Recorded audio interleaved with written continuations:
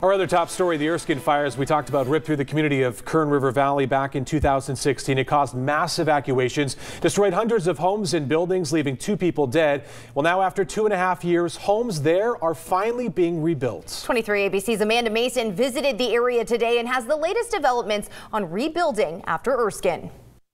It's been 2.5 years since the Erskine Fire tore through communities around Lake Isabella, and right behind me is the first permanent home being rebuilt since the fire here in Squirrel Valley. This Mennonite Disaster Service is hard at work to rebuild Daryl and Lenny Galatano's home after it was destroyed by the Erskine Fire in June 2016. You see your house just disappear quickly, and it has to be a sickening feeling, no matter which disaster happens.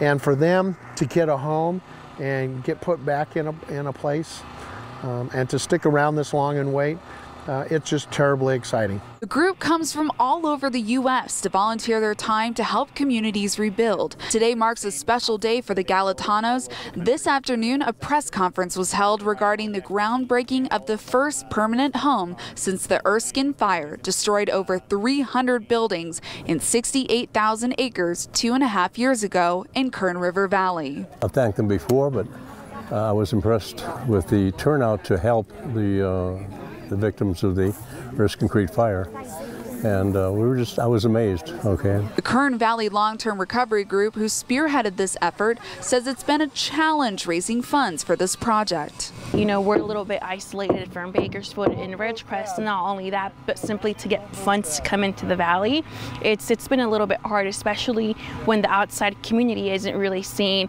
a lot of movement being done. But actually come to realize is for these families that were underinsured, all of their insurance money went towards their basic immediate needs, whereas in the long-term perspective view, it wasn't enough to even go towards recovery.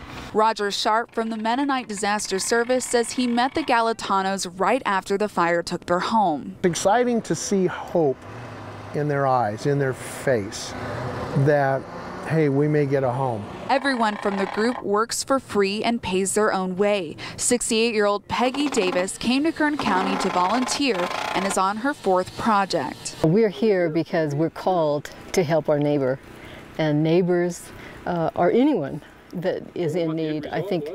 It's been a beautiful reunion between the homeowners and the Mennonite Disaster Service crew who met the homeowners 2.5 years ago after the fire. The homeowners say that they are excited to move into the place they've called home. In Squirrel Valley, Amanda Mason, 23 ABC.